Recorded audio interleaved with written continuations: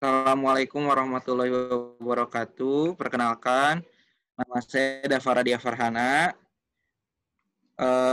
Di sini saya bersama dengan teman-teman saya, ada 22 2016 006 itu Bagus Daeng, 22 2016 187 Irfan dan Nugraha, dan saya sendiri 22 2017 025 biaya peralatan Dava Radia Farhana. Di sini kami ingin menjelaskan biaya peralatan konstruksi. Mengapa penting? Karena dapat memberikan informasi-informasi yang diperlukan dalam perusahaan agar setiap peristiwa yang terjadi dalam perusahaan dapat diterima oleh pihak manajemen sehingga dapat membantu dalam memberikan pertanggungjawaban atas keuangan perusahaan. Selanjutnya akan dibahas oleh teman saya. Pertama, ini daftar isi dari pembahasan kita. Ada umur ekonomis peralatan, biaya kepemilikan dan operasi, analisis biaya peralatan, jenis biaya dalam proyek, depresiasi, dan opportunity cost. Pertama adalah umur ekonomis peralatan. Umur ekonomis adalah depresiasi atau penyusutan. Sedangkan dalam akuntansi adalah penyebaran biaya asal suatu aktiva tetap, yaitu bangunan atau alat atau komputer, selama umur perkiraannya. Penerapan depresiasi akan mempengaruhi laporan keuangan, termasuk penghasilan kena pajak suatu perusahaan. Dalam penentuan umur ekonomis, sebaiknya mengikuti undang-undang perpajakan supaya tidak terjadi selisih yang mengakibatkan koreksi pada laporan perpajakannya. Dalam perpajakan, pengelompokan umur ekonomi dibagi 4 kelompok. Ya, pertama, maksimumnya 4 tahun, yaitu mebel dari peralatan kayu atau rotan termasuk meja, bangku, kursi, lemari, dan sejenisnya yang bukan bagian dari bangunan. Dan juga ada mobil, taksi, bus, dan truk yang digunakan sebagai angkutan. Kemudian maksimum 8 tahun, contohnya kontainer dan sejenisnya, serta peralatan yang dipergunakan seperti truk berat, dump truck, kren, bulldozer, dan sejenisnya. Kemudian ada kelompok yang maksimum 16 tahun, yaitu mesin yang menghasilkan atau memproduksi mesin menengah dan berat, misalnya mesin mobil dan mesin kapal. Kemudian maksimum 20 tahun, yaitu mesin berat untuk konstruksi, seperti lokomotif uap dan tender atas rel, kereta, gerbong, penumpang, dan barang, termasuk kontainer khusus dibuat dan diperlengkapi untuk ditarik dengan suatu alat atau beberapa alat pengangkutan. Kemudian ada biaya kepemilikan dan operasi. Pertama ada biaya kepemilikan alat berat, terdiri dari beberapa faktor. Pertama, biaya dalam jumlah besar yang dikeluarkan karena membeli alat tersebut. Jika pemilik meminjam uang dari bank untuk membeli alat tersebut, maka akan ada biaya terhadap bunga pinjaman. Kedua, depresiasi alat. Sejalan dengan bertambahnya umur alat, maka ada penurunan nilai alat. Ketiga, pajak. Keempat, biaya yang dikeluarkan pemilik untuk membayar asuransi alat. Kelima, biaya yang harus dikeluarkan untuk menyediakan tempat penyimpanan alat berat. Yang kedua ada biaya pengoperasian alat berat. Pertama, bahan bakar, yaitu jumlah bahan bakar untuk alat berat yang menggunakan mesin atau solar berbeda-beda. Rata-rata alat berat yang menggunakan bahan bakar bensin 0,06 galon per horsepower per jam, sedangkan alat berat yang menggunakan bahan bakar solar mengkonsumsi bahan bakar 0,04 galon per horsepower per jam. Nilai yang didapat kemudian dikalikan dengan faktor pengoperasian. Kedua itu pelumas, yaitu perhitungan penggunaan pelumas per jam, biasanya berdasarkan waktu operasi dan lamanya penggantian pelumas. Ketiga, roda, yaitu perhitungan depresiasi alat berat roda dengan alat berat beroda crawler berbeda. Lalu analisis biaya peralatan. Analisis merupakan perumusan guna menetapkan harga dan upah masing-masing dalam bentuk satuan. Biaya peralatan dan alat berat dapat dibagi dalam dua kategori, yaitu biaya kepemilikan alat dan biaya pengoperasian alat.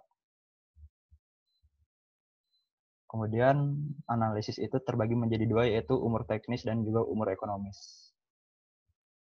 Selanjutnya akan dilanjutkan oleh rekan saya.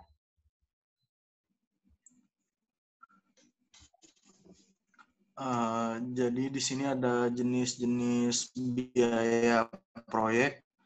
Yang pertama biaya langsung atau direct cost. Semua biaya langsung berhubungan dengan pelaksanaan pekerjaan proyek konstruksi di lapangan. Biaya langsung pada proyek konstruksi dapat diperkirakan jumlahnya dengan cara menghitung volume pekerjaan dan biaya proyek berdasarkan harga satuan pekerjaan. Nah, di sini ada terbagi tiga biaya langsung, ada biaya material, ada biaya upah buruh, ada biaya peralatan. Yang pertama ada biaya material, itu biayanya untuk pembelian bahan dan material yang dihitung dengan analisis harga satuan. Yang kedua ada biaya upah buruh, biaya untuk membayar upah atas pekerja yang diperhitungkan terhadap satuan item mata pembayaran tertentu dan biasanya sudah memiliki standar harga satuan. Terus yang ketiga ada biaya peralatan, biaya terhadap peralatan untuk melaksanakan pekerjaan konstruksi. Next slide. Terus di sini ada biaya tidak langsung atau indirect cost, biaya terhadap peralatan untuk melaksanakan pekerjaan konstruksi. Yang pertama itu ada biaya tak terduga, unexpected cost, merupakan biaya yang disiapkan untuk kejadian yang mungkin terjadi ataupun mungkin tidak terjadi. Sebagai contoh adalah jika terjadi banjir di lokasi proyek, tentu akan ada biaya khusus untuk mengatasinya. Biaya tak terduga sendiri umumnya diperkirakan antara 0,5 sampai 5% dari biaya total proyek. Yang kedua ada keuntungan atau profit, yaitu semua hasil yang didapat dari pelaksanaan sebuah proyek. Keuntungan ini tidak sama dengan gaji karena dalam keuntungan terkandung usaha, keahlian, ditambah pula dengan adanya faktor resiko. Yang ketiga ada biaya overhead. Next selanjutnya. Nah, biaya overhead ini masuk dalam salah satu unsur harga pokok produksi konstruksi. Biayanya ini menjadi elemen biaya konstruksi yang terbilang relatif besar dan juga sulit pengendaliannya, serta tidak mudah dibebankan secara langsung kepada suatu hasil produksi tertentu. Persentase untuk biaya overhead ini umumnya memiliki besaran maksimal 15% dari total biaya proyek. Biaya overhead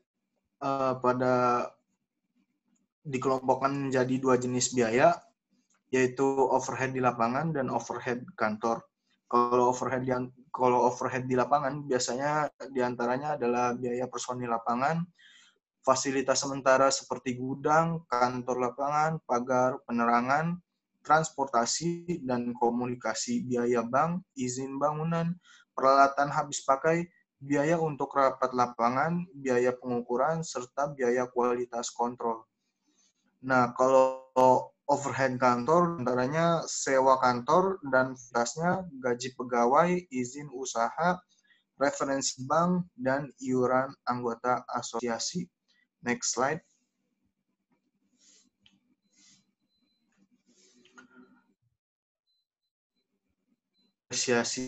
Depresiasi adalah proses pengalokasian biaya perolehan tetap menjadi beban selama masa manfaatnya. Pengalokasian biaya perolehan diperlukan agar dapat dilakukan penandingan yang tepat antara pendapatan dengan beban. Next slide. Depresiasi nilai buku aset adalah biaya perolehan dikurangi akumulasi depresiasi. Saldo akun akumulasi depresiasi menggambarkan jumlah depresiasi yang telah dibebankan pada periode-periode yang lalu dan bukan menggambarkan dana yang telah dihimpun. Depresiasi. Faktor-faktor perhitungan depresiasi. Ada 3, biaya perolehan, masa manfaat atau umur aset, 3, nilai residu atau nilai sisa. Nah, biaya perolehan yaitu semua pengeluaran yang diperlukan untuk memperoleh sebuah aset sampai aset tersebut siap untuk digunakan untuk operasional perusahaan. Masa manfaat atau umur aset adalah jangka waktu pemakaian aset yang diharapkan oleh perusahaan atau taksiran umur yang diharapkan berdasar kebutuhan reparasi masa memberi manfaat. Masa manfaat dinyatakan dalam satuan waktu, unit aktivitas, misalnya jam kerja mesin. Nilai residu atau nilai sisa adalah taksiran nilai tunai aset pada akhir masa manfaat aset tersebut. Nilai ini bisa didasarkan pada taksiran nilai aset sebagai barang bekas, atau bisa juga atas dasar taksiran bila aset ditukar dengan aset lain di akhir masa manfaat. Nah, ini adalah contoh-contoh perhitungannya. Pertama, itu ada metode perhitungan depresiasi garis lurus.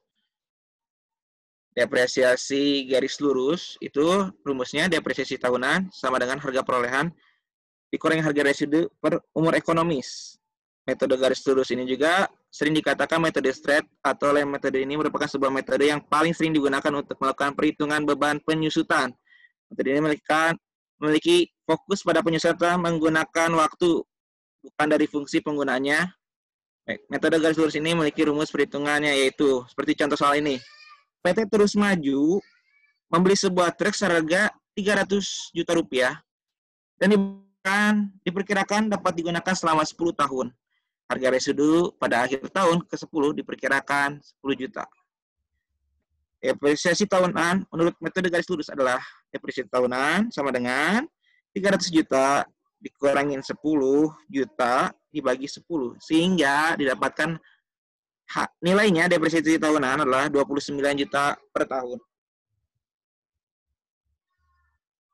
Ada metode saldo menurun. Metode saldo menurun ini adalah metode beban menurun. Ini adalah suatu metode penyusutan yang dipercepat di mana penyediakan biaya penyusutan yang lebih tinggi di awal tahun dan akan rendah pada periode selanjutnya. Seperti contoh soal di sini, PT Jaya Abadi membeli sebuah truk dengan biaya perolehan sebesar 130 juta dengan nilai sisa 10 juta. Jadi biaya perolehan truk yang akan didepresiasi adalah 120 juta yang diperoleh dari harga perolehan dikurangi nilai sisa. Dengan masa manfaat truk adalah 5 tahun dan tarif depresiasi truk per tahun adalah 20% atau 100% dibagi 5. Jika menggunakan metode saldo menurun ganda, maka tarif metode garis lurus di atas yaitu 20% akan dikali 2, sehingga tarifnya menjadi 40% per tahun. Rumus perhitungan depresiasi truk untuk tahun pertama adalah nilai buku pada awal tahun, tarif dikali saldo menurun sama beban. Jadi pada awal tahun dikali saldo menurun sama dengan depresiasi setahun. Pada awal tahun itu adalah 130 juta, dikali tarifnya 40%, sehingga bebannya 52 juta. Metode penyubahan angka tahunan atau sum of the year. Perhitungan penyusutan ini menggunakan pecahan dengan pembilang angka tahun dan jumlah tahunnya yang menjadi penyebut. Pada metode ini, pembilang menurun dari tahun ke tahun, dari penyebut tetap konstan. Di sini ada beberapa rumusnya. Ada DK, depresi tahunan dihitung dengan cara ini. DK sama dengan N min K per 1 per soy, P dikurangin F. Ada nilai pada akhir tahunan ke K atau BK, N minus K per N dikali N minus K ditambah 1 per N plus 1 dikali P min F ditambah F. Mencari soy itu adalah N dikali N ditambah 1 dibagi 2. Menentukan nilai soy. Sama ini depresiasi tahunannya. Depresiasi tahunannya ini adalah ada contoh soalnya. N dikurangin K plus 1 per soy, P dikurangin F. DK-nya 1, N-nya ada 5, K-nya 1, tambah 1, per soy yang sudah dicari adalah 15, tinggal dikurangin aja itu 500.000 dikurangin 500 juta dikurangin 75 juta, sehingga dapat hasil DK1-nya adalah 1 per 1 juta 666,67. Nanti untuk menghitung DK2-nya, dengan rumusnya sama, jadi 113 juta, 33.333, dan seterusnya. Nah, ini adalah pemplotan tabel-tabelnya. Garis lurus itu adalah beban penyusutannya lurus, sedangkan saldo menurun itu lalu jomplang penurunannya, dan sum of the year itu turun tapi tidak terlalu turun secara drastis. Selanjutnya, dari sini adalah grafik-grafik yang tadi setelah diplotan. Kalau metode garis lurus itu lurus terus ke bawahnya. Kalau saldo menurun, terlalu menurun dia, terlalu ekstrim menurunnya. Kalau metode sum of the year hampir seperti lurus, tapi dia tetap ada penurunannya.